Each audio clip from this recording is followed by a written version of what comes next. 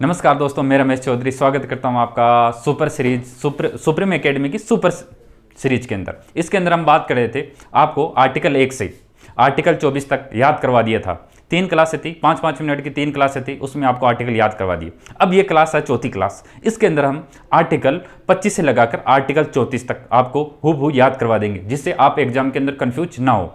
तो एक कहानी के माध्यम से, एक धर्मेंद्र नाम का मैनेजर है। कौन है? एक धर्मेंद्र नाम का मैनेजर है। तो क्या उस पर टैक्स लगा देते हैं। एक धर्मेंद्र नाम का मैनेजर है, उस पर लगा देते हैं टैक्स लगा देते हैं। तो उस पर प्रतिबंध लग जाते हैं। प्रतिबंध लग जाते हैं तो उसका हो जाता है दिमाग खराब हो जाता है। तो वो अपनी संस्कृति, अपनी शिक्षा और संपत्ति को बेच देता है।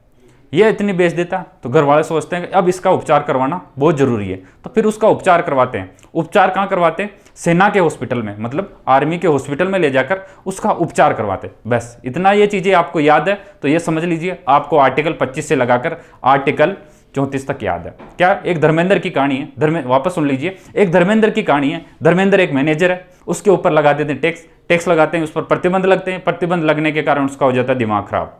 जब उसका दिमाग खराब होता है तो अपनी शिक्षा बेच देता है, संस्कृति बेच देता है, इसी के साथ अपनी संपत्ति बेच देता है। तो घर वालों ने कहा, भाई साहब इसका दिमाग खराब हो गया, अब इसका उपचार करवाना हमें बहुत जरूरी है। तो उपचार करवाने के लिए उसे कहाँ ले जाते हैं? सेना के हॉस्पिटल, आर्मी हॉस्पिटल में, वहां पर उसका उपचार करवाया जाता है। तो एक ये ट्रिक, शॉर्ट ट्रिक है, आप इसे समझने की कोशिश कीजिए। तो हम बात करते हैं धर्मेंद्र से आप याद रखिए धर्म की परिभाषा। धर्म की परिभाषा ये किस में दी गई है? ये दी गई है आर्टिकल 25 में। धर्म की परिभाषा किस में दी गई है? आर्टिकल 25 के अंदर। तो धर्मेंद्र से आपको क्या याद रखना है? धर्म की परिभाषा किस आर्टिकल में दी गई है? धर्म को अपना, इसमें लिखा हुआ है अबाध रूप से आप धर्म को अपना सकते हो। अबाध रूप से धर्म को अपनाने की स्वतंत्रता कौन से आर्टिकल में? आर्टिकल 25 में। फिर उसके बाद में आर्टिकल 26 मैनेजर, आर्टिकल 26। इसके अंदर क्या बताता है? इसके अंदर बताया गया कि आपका धर्म की जो संस्था बनाई हुई है उस संस्था का प्रबंध कर सकते हो। प्रबंध यानी क्या होता है? इंग्लिश में प्रबंध को क्या बोलते हैं? मैनेजमेंट कौन करता है? मैनेजर। तो सीधा सीधा है कि आप धर्म की संस्था को क्या कर सकते हो? प्रबंध कर सकते हो। इंग्लिश में क्या बोलते हैं? मैनेज कर सकते हो। क्या कर सकते हो? मैनेज कर सकते हो। और मैनेज कौन करता है? मैनेजर। तो धर्मेंद्र ने संस्था को क्या कर दिया? मैनेज करता था। अब उसमें है टैक्स, आर्टिकल 27।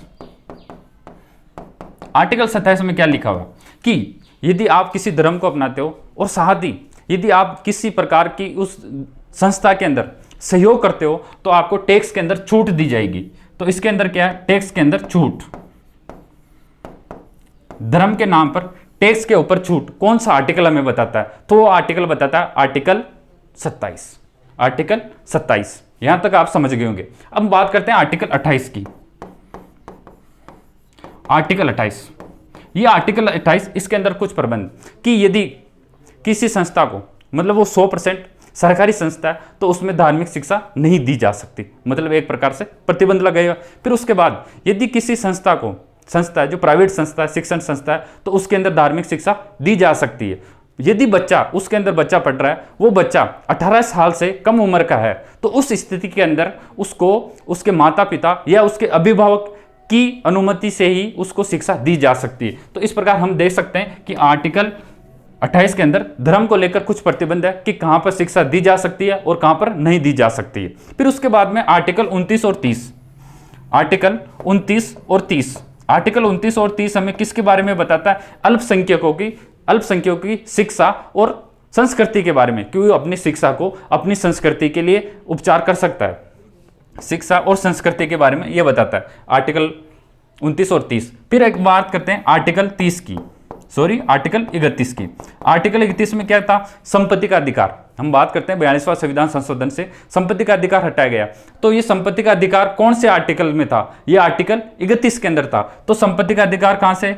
आर्टिकल 31 के अंदर। फिर है आर्टिकल 32, उपचार। क्या? आर्टिकल 32 बताता है उपचार। उपचार का मतलब क्या? यदि आपके मूल अधिकारों का हनन होता है, तो आप सुप्रीम कोर्ट में जा सकते हो। ये कौन से आर्टिकल में लिखा? मतलब आप इनका कहीं भी आपका मूल अधिकारों का हनन हो रहा, फंडामेंटल राइट का हनन हो रहा, आपको अधिकार नहीं मिल रहे, तो आप सुप्रीम कोर्ट जा सकते हो। ये कौन से आर्टिकल में? इसे हम कहते हैं उपचार का अधिकार। ये उपचार का अधिकार कौन से आर्टिकल में? ये आर्टिकल 32 के अंदर है। फिर हम बात करते हैं आर्टिकल 33 के बारे में।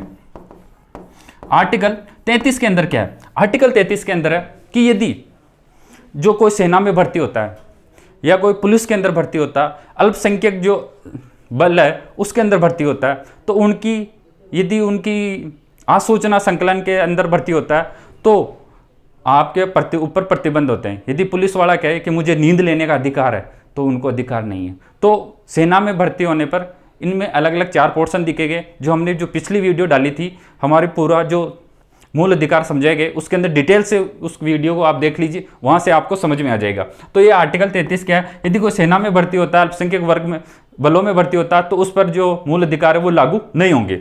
फिर आर्टिकल 34, आर्टिकल 34 हमें क्या बताता है? यदि किसी क्षेत्र के अंदर सेना का लॉ, किसी क्षेत्र के अंदर यदि सेना के लॉ लागू हो जाते हैं तो वहां पर प्रतिबंध होता है। सेना किसी भी घर की आकस्मिक जाकर जांच कर सकती है और वहां के लोगों को गिरफ्तार कर सकती है, और उसके अंदर संसद उनको प्रोटेक्ट करेगी, सेना को प्रोटेक्ट करेगी। तो यह था आर्टिकल 32। यदि इस ट्रिक आपको अच्छी लगी है तो आप इसको जरूर शेयर कीजिए। जो भी आपके दोस्त है, आपके भाई बहन पढ़ रहे हैं, उनको भी ये शेयर कीजिएगा कि एक अच्छी ट्रिक है।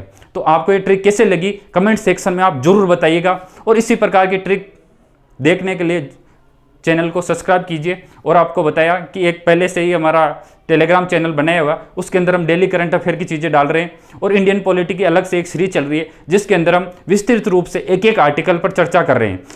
इससे जिस प्रकार से राजस्थान में भी RPSC और अधीनस्थ बोर्ड लगातार डीपली क्वेश्चन पूछ रहे हैं, तो इन डीपली क्वेश्चनों का सॉल्यूशन वहां पर करवाया जा रहा है। यहाँ पर जो सीरीज चल रही है इसके अंदर मोटा मोटी कवर के तौर पर आर्टिकल पढ़ाए जा रहे हैं। कैसी लगी ये क्लास, इसके बारे में कमेंट सेक्शन में जरूर बताइए। Thank you so much.